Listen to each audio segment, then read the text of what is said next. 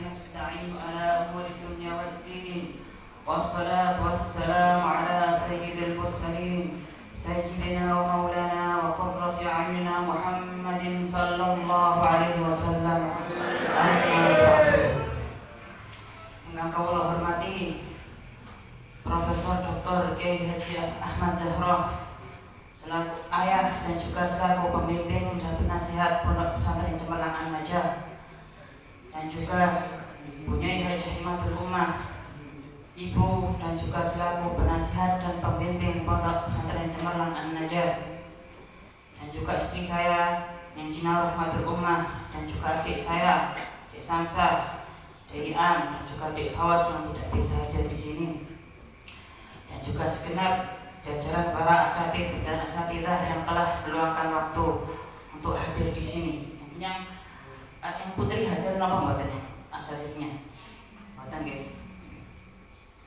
Alhamdulillah, segala puji bagi Allah yang telah melimpahkan rahmat-Nya kepada kita sehingga pada malam hari ini kita diberikan kesempatan untuk memperingati malam Isra Mi'raj meskipun perayaannya telah satu hari dari kemarin. Dan tak lupa sholawat serta salam kita haturkan kepada junjungan Nabi besar kita Muhammad sallallahu alaihi wasallam yang telah memberikan bimbingan kepada kita dari jalan kegelapan menuju jalan yang penuh cahaya ad-dinul Islam. Alhamdulillah. Allahumma shalli ala sayyidina Muhammad. Alhamdulillah, malam Isra Mi'raj, peristiwa Isra Mi'raj sendiri adalah peristiwa yang sangat agung dalam ajaran agama kita. Dalam ajaran Islam, Isra Mi'raj merupakan peristiwa yang paling agung, termasuk salah satu mukjizat terbesar yang diberikan Allah kepada Nabi kita Muhammad sallallahu alaihi wasallam. Kata-kata Isra sendiri yang bermakna adalah perjalanan di malam hari dari Masjidil Haram menuju Masjidil Aqsa. Peristiwa Isra diabadikan dalam Al-Quran dalam firman Allah Subhanalladzi asra bi'abdihi lailan minal Masjidil Haram ila Masjidil Aqsa alladzi barakna haulahu linuriyahu min ayatina kubra. Al-ayat. Dalam hal ini untuk peristiwa Mi'raj sendiri diabadikan bukan di dalam Al-Quran, tapi dalam hadis Nabi Muhammad sallallahu alaihi wasallam. Oleh karenanya dalam hal ini ulama membedakan terkait seseorang yang mengingkari hukum Isra itu gimana dan Mi'raj itu gimana. Para ulama mengatakan bahwasanya ketika ada seseorang mengingkari peristiwa Isra bukan Mi'raj Isra, maka dia langsung dihukumi kafir. Naudzubillah, maka dia langsung dihukumi kafir. Karena apa? Karena dia mengingkari salah satu ayat di dalam Al-Quran. Karena peristiwa Isra diabadikan Allah di dalam Al-Quran. Sedangkan peristiwa Mi'raj sendiri adalah ketika Nabi Muhammad SAW setelah perjalanan beliau dari kota Makkah ke Masjidil Aqsa terus ke Sidratul Muntaha, melalui beberapa proses dari langit pertama, langit kedua, ketiga sampai ke Sidratul Muntaha, dan itu dinamakan peristiwa Mi'raj. Terkait dengan kapan tepatnya kejadian peristiwa Isra Mi'raj, para sejarawan berbeda pendapat. Untuk mayoritas ulama berkata bahwa Mi'raj sendiri, Isra Mi'raj terjadi pada tanggal 10 kenabian. Kalau misalkan 10 kenabian, berarti kalau kita asumsikan itu mungkin sekitar tahun 620 Masehi. Berarti 10 kenabian adalah 10 tahun setelah Nabi Muhammad SAW diutus jadi nabi. Ketika kalau beliau lahir tanggal tahun berapa? 570 Masehi. Berarti tanggal 40 jadi berapa? 610 Masehi. Jika 10 tahun setelahnya berarti 620 Masehi. Dalam hal ini mungkin ada orang yang mengatakan, ada beberapa orang, kalangan orang barat mengingkari peristiwa Isra Mi'raj karena mereka menganggap bahwa itu nggak masuk akal. Peristiwa Isra Mi'raj itu tidak masuk akal. Mereka lupa bahwasanya ketika Allah berkehendak kehendak dan Allah ingin memberikan sebuah mukjizat kepada nabinya Nabi kita Muhammad sallallahu alaihi wasallam, maka kun fayakun. Orang barat bermustahil, hal itu mustahil. Mukjizat itu tidak ada, kata mereka mukjizat tidak ada. Tapi mereka lupa bahwasanya keberadaan kita di muka bumi ini, keberadaan kita yang sejatinya hanya tersusun dari ribuan atom, miliaran atom yang tak ubahnya dengan sebuah puzzle, tapi kita diberikan sebuah kesadaran oleh Allah, maka sejatinya itu adalah mukjizat. Itu juga mukjizat, tapi hanya bedanya mukjizat Isra Mi'raj tidak berulang berkali-kali, hanya terjadi selama satu kali. Sedangkan keberadaan kita manusia terus berkelanjutan seringkali ketika sebuah mukjizat terus berulang, terus kita saksikan akhirnya tampak seolah-olah itu perkara yang biasa. Pernahkah kita berpikir keberadaanmu di dunia yang bisa bernafas, yang bisa menghirup dunia, yang bisa menghirup oksigen, keberadaan bumi ini yang seolah-olah oleh Allah diberikan fasilitas hanya untuk manusia agar bisa hidup? Bukankah itu sebuah mukjizat? Bukankah itu hal yang sangat luar biasa sekali?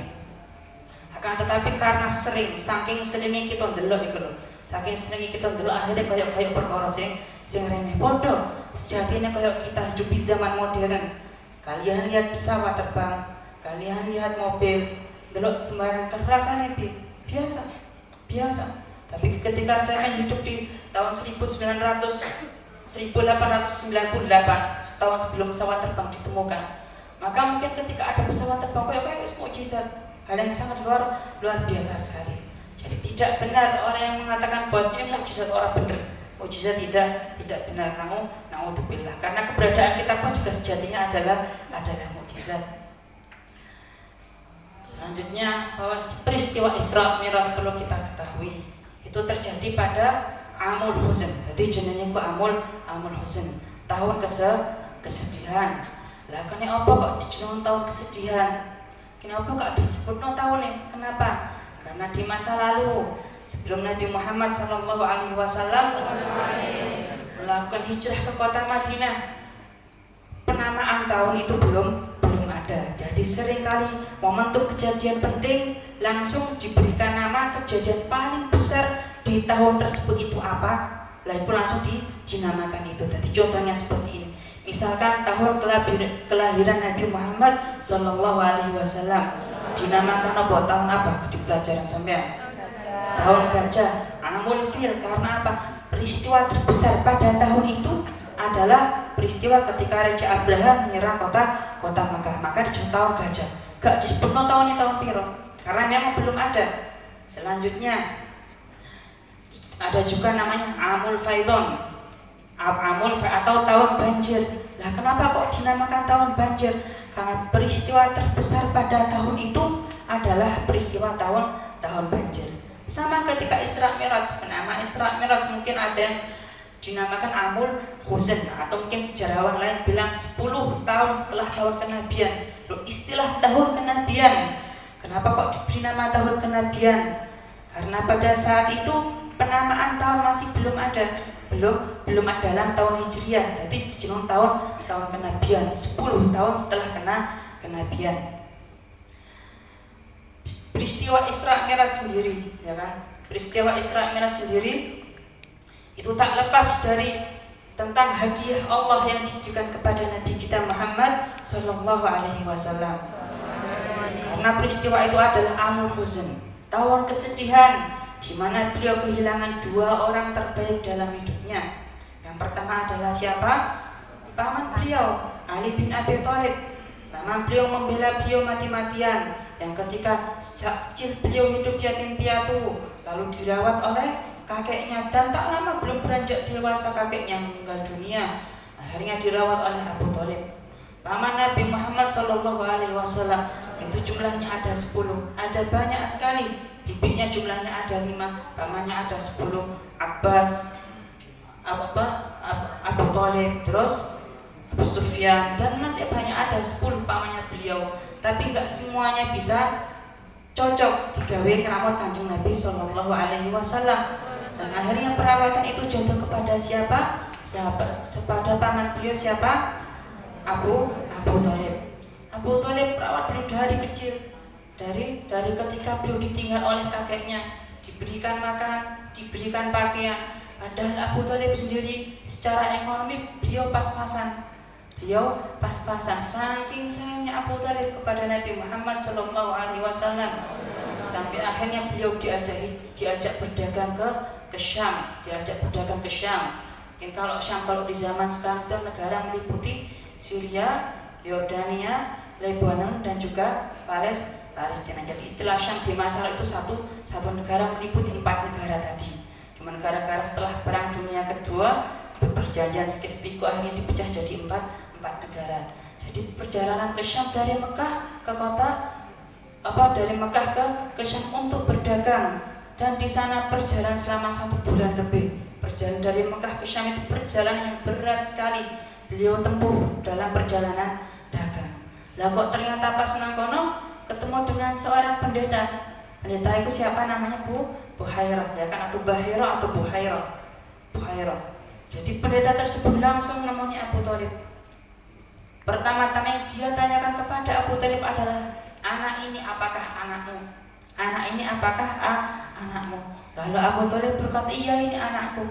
Terus Buhairah langsung berkata, jika memang apa yang aku baca adalah benar, maksudnya dari kitab suci Injil saat itu atau kitab Taurat, karena Buhairah kebetulan termasuk dari kalangan ahli kitab yang mana dia tahu ciri-ciri Nabi akhir zaman.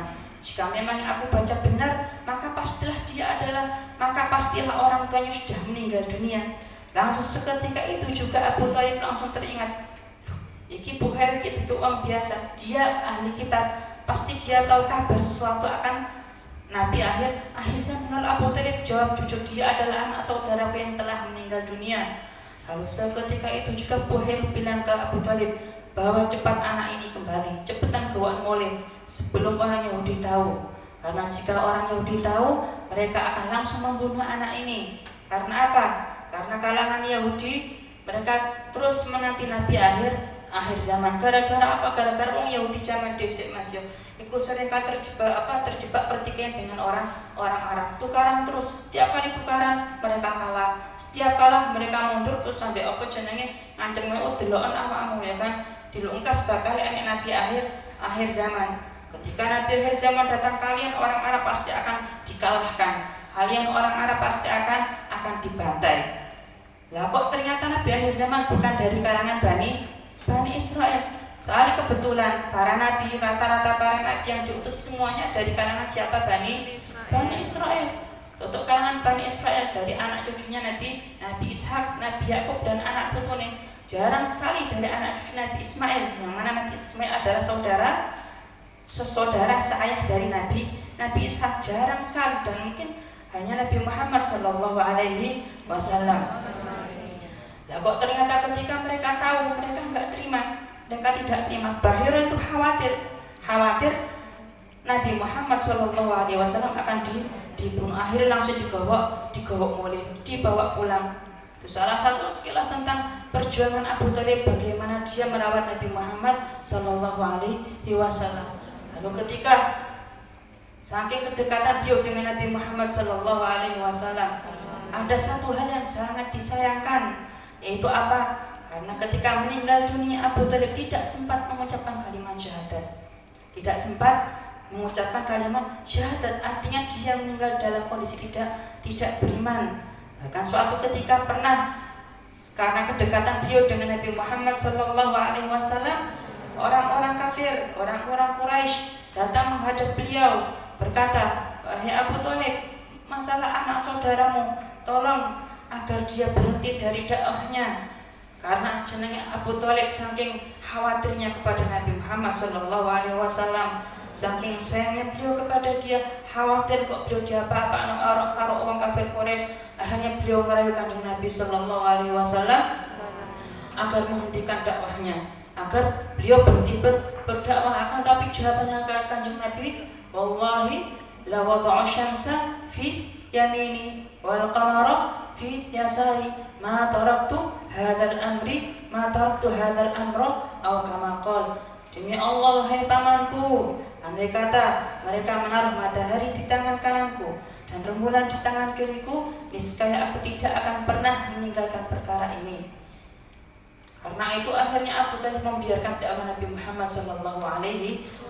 Bayangkan kesedihan yang paling berat bagi Nabi Muhammad SAW bukan hanya kematian beliau, masalah kematian, kullu nafsin dha'iqatul maut, semuanya akan meninggal dunia. Tapi yang paling berat adalah ketika orang yang kita cintai, orang yang pernah membela dakwah kita mati-matian, meninggal bukan dalam kondisi Islam, meninggal bukan dalam kondisi Islam. Abu Thalib ketika beliau disuruh mengucapkan kalimat syahadat, diajak mengucapkan kalimat syahadat, ternyata ada Abu Jahal di sana. Langsung dianyam sama Abu Jahal, apakah kamu akan meninggalkan agama dari Abdul Muthalib atau agama dari kakekmu, agama dari ayahmu? Karena mungkin perasaan gengsi atau perasaan takut dihina oleh para pembesar kafir, akhirnya beliau memilih tidak mengucapkan kalimat syahadat dan akhirnya meninggal dalam keadaan tidak memeluk agama Islam. Dan itu berat sekali sampai suatu ketika paman beliau, salah satu paman Nabi Muhammad SAW, datang menghadap beliau, apakah kau tidak bisa memberikan doa atau memberikan apapun agar sekiranya Abu Thalib bisa dimasukkan ke surga, bisa dimasukkan ke surga? Nabi Muhammad SAW hanya bisa menjawab, sungguh aku telah, saat ini Abu Thalib sudah berada di neraka, di mana kakinya berada di bara api, lalu otaknya mendidih, lalu otaknya, dan itu adalah siksa neraka yang paling ringan. Tahun kesedihan pertama ketika beliau ditinggalkan siapa? Orang yang mati-matian membela dakwahnya beliau, yaitu Abu Thalib. Selanjutnya yang kedua, ketika beliau ditinggal mati oleh istrinya yang tercinta siapa? Sayyidah Khadijah. Bayangkan istri pertama yang dia nikahi, yang mati-matian membela beliau, yang ketika beliau menyendiri berkhulwah di Gua Hira, berkhulwah sampai setahun pertama, tahun kedua, dan tahun ketiga sampai bertemu malaikat Jibril. Iqra, oleh malaikat Jibril disuruh bacalah, jawab beliau, ma'ana biqari, aku tidak bisa membaca. Dipeluk lagi dengan erat, Iqra, jawab beliau, ma'ana biqari. Dipeluk lagi oleh malaikat Jibril, Iqra, ma'ana biqari, Iqra bismi rabbikal ladzi khalaq. Akhirnya ketika itu beliau gak takut, gak karu-karuan. Bayangkan beliau bertemu dengan malaikat Jibril di mana sebelumnya tidak pernah bertemu sama sekali. Akhirnya beliau pulang, dathiru, bertemu dengan mencari-cari Sayyidah Khadijah, berkata, wahai Khadijah, selimuti aku. Dan dalam kondisi itu yang menyelimuti adalah siapa? Sayyidah Khadijah. Dan dari sini akhirnya turunlah ayat, ya ayyuhal muddathir qum fa'anzir wa rabbaka fakabbir wa thiyabaka fatahhir ila akhirih. Dan ketika Sayyidah Khadijah mengetahui peristiwa akhirnya Nabi Muhammad SAW dibawa, beliau diajak sama Sayyidah Khadijah menemui paman beliau, jenenge Waraqah bin Naufal. Waraqah bin Naufal hampir sama dengan Buhairah, seorang ahli kitab, tahu ciri-ciri tentang Nabi akhir zaman dari kitab suci mereka, tahu betul ciri-ciri Nabi akhir zaman. Lalu Sayyidah Khadijah bercerita tentang perihal yang menimpa Nabi Muhammad SAW. Akhirnya jawab Waraqah bin Naufal, hadan namus, ini adalah namus, artinya maksudnya adalah malaikat Jibril. Jadi malaikat Jibril saat itu ditulis dalam kitab suci mereka dengan sebutan namus. Ini adalah namus yang pernah datang kepada Nabi Ibrahim, juga Nabi Musa, juga Nabi Isa. Lalu Waraqah berkata kepada Sayyidah Khadijah, sungguh demi Allah, orang ini suamimu kelak akan memiliki perkara yang sangat besar, yaitu perkara kenabian, dan kelak dia akan diusir oleh kaumnya. Jadi salah satu tanda Nabi akhir zaman yang ditulis dalam kitab suci Injil dan Taurat yang pernah dibaca oleh Waraqah bin Naufal adalah bahwasanya Nabi akhir zaman akan diusir dari tempat kelahirannya. Lalu Waraqah yang sudah tua tadi berkata, wallahi andai kata aku masih sempat bicara basa Jawa menangi zaman itu, kalau aku sempat menangi ketika ketika orang ini diusir oleh kaumnya, maka aku akan berjanji, maka aku akan membela dia mati-matian. Tapi sayangnya Waraqah bin Naufal meninggal sebelum beliau diutus jadi seorang Nabi Sallallahu Alaihi Wasallam. Perjuangan Sayyidah Khadijah sangat besar sekali, sampai ketika Sayyidah Khadijah meninggal dunia, bayangan tentang istri pertamanya ketika Nabi sudah menikah dengan Sayyidah Aisyah, juga istri-istri yang lainnya, bayangan tentang Sayyidah Khadijah terus ada dalam benaknya. Karena itu istri pertamanya. Makanya seorang penyair berkata, "Naqil fuadaka haitsu syi'ta minal hawa, mal hubbu illa lil habibil awwali."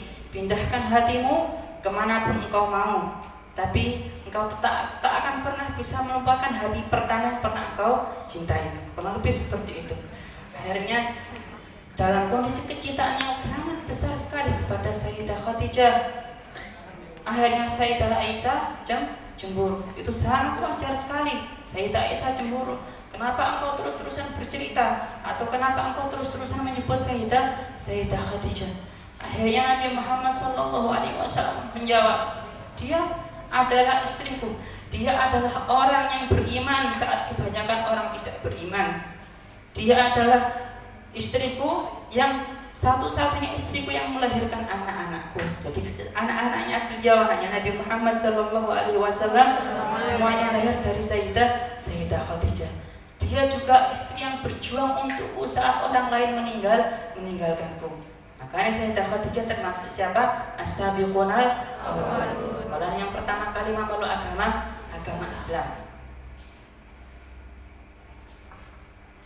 Ketika beliau ditinggal wafat, tentu sangat terpukul, sangat berat sekali ditinggal istrinya yang paling tercinta. Oleh karenanya Allah ingin memberikan hiburan, yaitu berupa peristiwa Isra Mi'raj. Sejatinya setelah beliau ditinggal mati oleh pamannya, oleh istrinya, beliau sempat ingin berkunjung ke kota Taif. Barangkali beliau dapat hiburan di sana.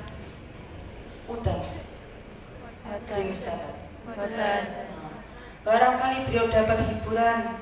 Barangkali beliau di Taif akan ditolong oleh penduduk Taif. Tapi ternyata ketika beliau ke sana dengan Abu Bakar As-Siddiq, yang beliau dapatkan bukan tola al-badru, bukan, tapi apa? Beliau dilempari batu. Beliau dilempari batu nggak karukan dalam kondisi telah ditinggal mati siapa? Sayyidah Khadijah dan juga siapa? Abu Thalib. Itu berat sekali. Bayangkan kamu sudah dapat musibah besar, terus kamu berkunjung, barangkali aku di sana akan ada yang menolong, malah dilempari batu. Akhirnya dalam kondisi seperti itu, dalam kondisi pilu, beliau berserah diri, berpasrah kepada Allah. Lalu datanglah malaikat penjaga gunung. Wahai Nabi Muhammad SAW, kalau kamu berkehendak, pilihlah salah satu gunung paling besar, maka akan langsung aku timpakan kepada mereka. Dalam kondisi ini bayangkan, ya kan, rahmati Kanjeng Nabi SAW, belas kasihan beliau. Coro sampean dalam kondisi iku dilarani kaya ngono. Ya wis jelas pilih menawa apa jenenge Gunung Bromo blekno sekalian, ya kan. Gunung Everest blekno sekalian, mati sekalian. Tapi ana Mas, Kanjeng Nabi sallallahu alaihi wasallam beri rahmat, doyolas asih. Beliau hanya berdoa, ya Allah, jadikan keturunan dari orang-orang Yasrib ini sebagai pemeluk agama Islam. Kurang lebih sebetulnya rotok dawa, tapi singkatnya kurang lebih maknanya, jadikan anak cucu keturunan kota Yasrib ini, kota Taif ini sebagai apa? Pemeluk agama Islam. Taif, maaf ya kan, maksudnya kata Taif sebagai pemeluk agama Islam, orang yang menyebut namamu la ilaha illallah. Akhirnya Gusti Allah ngesak ternyata dari anak cucu mereka.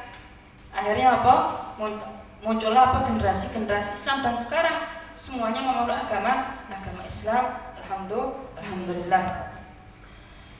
Dan ketika beliau dilempari, perkataan beliau sangat luar biasa sekali yang menggambarkan tentang keikhlasan, tentang rahmatnya beliau. Kata beliau, ilam takun, beliau munajatnya beliau ke Allah, ilam takun alayyali, ilam takun li alaika ghadabun fala ubali.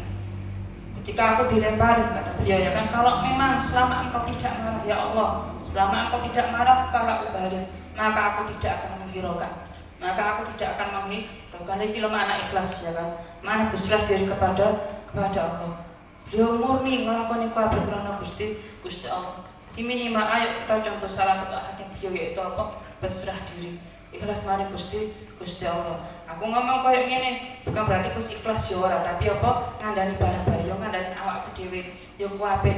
Ayo ket saiki niate ditutup. Ilam takun li alaika alayya ghadabun fala ubali. Ya Allah, kalau memang selama Engkau tidak marah atas diriku, maka perlakuan orang lain kepada diriku apapun itu, aku rela menerimanya. Itu makna berserah diri. Rahmat Kanjeng Nabi ternyata gak cukup di situ, gak cukup di peristiwa Taif.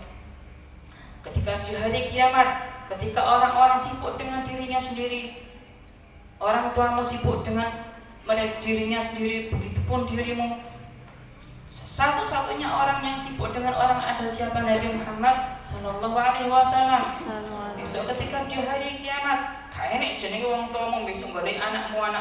Apa anakku nanti gak begitu pun kamu gak akan balik wong tuamu. Orang, semua orang sibuk dengan dirinya sendiri. Kecuali Nabi Muhammad sallallahu alaihi wasallam, ummati,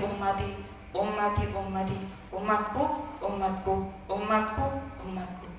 Bayangkan dalam kondisi seperti itu, hisab Gusti Allah itu apa tidak karu-karuan, berat sekali hisabnya Allah. Kita kayak bayangkan yang singgare hisab Gusti Allah rasanya ketok enteng gara-gara apa? Gara-gara kene gak tau ndelok, gara-gara kene gak tau ndelok pengadilan besok koyo piye? Gara-gara kene gak tau ndelok rokok koyo apa? Makanya kita seringkali meremehkan. Tapi dalam kondisi seperti itu, dalam kondisi berat sekali, beliau bilang umatku. Makanya ketika kita pas maca sholawat bareng-bareng ya kan, ketika kita wiridan bendina maca sholawat ping 1000, ketika hari Jumat kita baca 1000, ketika hari Jumat minimal baca berapa 2000 kali. Tujuannya apa sih? Biar kita bisa oleh syafaat Kanjeng Nabi sallallahu alaihi wasallam. Kita ini dari amal ibadah kita apa sih kita arepno? Pak? Mas, kadang-kadang kita sholat kita nggak khusyuk. Kita sholat langsung kepikir, oh iya mau kunciku sing ilang tak dikek nang lemari. Oh iya kita sholat tengah-tengah, oh iya mobilku tak dikek nang kene, ternyata tengah-tengah sholatnya kita pun nggak khusyuk. Sedekah kita jaga apa dari sedekah kita? Kadang kita sedekah hanya sekedar liukol biar diarin uang lumayan. Kadang kita sedekah biar diarin liukol anaka api benderanya bahwasanya kami itu orang bagus. Kadang niatnya nggak murni. Kita ngarep napa maneh ngaji Quran kita juga paksa. Durung bisa terus bener ngajiku dhewe api, ya kan? Tapi kadang kita ngaji kadang ini orang ikhlas gara-gara peraturan, gara-gara kok gak monggo, gara-gara kok dipenjalin, gara-gara ini. Kita dari amal ibadah kita apa sih bisa dijaga? Nek gak jaga syafaat Nabi Muhammad sallallahu alaihi wasallam. Ini pesanku makanya ulama dawuh nek misalkan sampean apa jenenge enek wong ngucapno jenenge Nabi Muhammad sallallahu alaihi wasallam, meskipun adnal mulabasah, cara ulama dawuh adnal mulabasah itu meskipun hanya kemungkinan artinya masih ku suara itu muncul tutup misalkan radio utawa kowe nang kene ternyata wong tutup aduan maca selawat marang Kanjeng Nabi sallallahu alaihi wasallam. Meskipun sama-sama suaranya, meskipun kamu nggak ada di majelis itu, pokoknya begitu dengar nama beliau langsung disebutkan, langsung dijawab sallallahu alaihi wasallam. Maka ulama ada apa istilah adnal mulabasah. Wis kok usah miku iki radio tok, gak wajib dijawab orang. Jawaban meskipun ada kata gak kok jawab, kon gak oleh terus. Tapi minimal jawab sunahnya tutup radio. Iku adnal mulabasah minimal tetap oleh ganjaran. Gak cukup disitu aku sering bulan bari ini masalah iki. Guru-guru saya yang ada tentang adab kita, tata krama kita banyak Kanjeng Nabi sallallahu alaihi wasallam. Sampai pada titik misalkan anakmu nulis namanya beliau, namanya Nabi Muhammad sallallahu alaihi wasallam, ojo sampai ditulis SAW, ya kan? Kok kira kocok, ya kan? Saw ngono tok, ya kan? orang tulis lengkap sallallahu alaihi wasallam, ditulis lengkap. Iku ada begitu maring beliau, iku ada begitu senajan kau nulis besok halaman jenenge Nabi Muhammad sallallahu alaihi wasallam terulang sampai 20 kali sampai 30 kali, tulisan lengkap iku tata kramane. Nek kowe pengen oleh syafaat Kanjeng Nabi itu ada banyak cara, cuman cara paling sederhana kaya ngono iku, cara paling minimal ya kaya ngono iku. Mungkin sekian bisa saya sampaikan, semoga kita semuanya bisa memetik pelajaran berharga dari peristiwa Isra Mi'raj ini. Semoga apa yang saya sampaikan bisa bermanfaat buat diri saya sendiri terutama dan juga kalian semuanya. Allahumma waffiq ila aqwamit thoriq. Assalamualaikum warahmatullahi wabarakatuh. Waalaikumsalam warahmatullahi wabarakatuh. Syakirin hamdan na'imin hamdan yuafi ni'amahu wa yukafi mazidah. Ya Rabbana lakal hamdu kama yanbaghi li jalalika wajhika wa 'azimi sultanik. Allahumma inna nas'aluka salamatan fid din wa 'afiyatan fil jasad wa ziyadatan fil 'ilmi wa barakatan fil rizqi wa tawbatan qabla al-maut wa rahmatan 'inda al-maut wa maghfiratan ba'da al-maut. ربنا لا تزغ قلوبنا بعد إذ هديتنا وهب لنا من لدنك رحمة إنك أنت الوهاب. اللهم لا تدع لنا ذنبا إلا غفرته ولا هما إلا فرجته ولا كربا إلا نفسته ولا حاجة من حوائج الدنيا إلا قضيتها يا أرحم الراحمين. اللهم ارزقنا حبك حب نبيك حب كل عمل يقربنا إليك. اللهم علمنا ما ينفعنا وانفعنا بما علمتنا وزدنا علما فيكم وإخلاصا يقربون إليك يا أرحم الراحمين. اللهم لا تدع لنا ذنبا إلا غفرته ولا هما إلا فرجته ولا كربا إلا نفسته ولا حاجة من حوائج إلا قضيتها يا أرحم الراحمين. وهب لنا ما وهبته لأوليائك المقربين ولا تخزنا يوم يبعثون يوم لا ينفع مال ولا بنون إلا من أتى الله بقلب سليم. ربنا آتنا في الدنيا حسنة وفي الآخرة حسنة وقنا عذاب النار وقنا عذاب النار وقنا عذاب النار.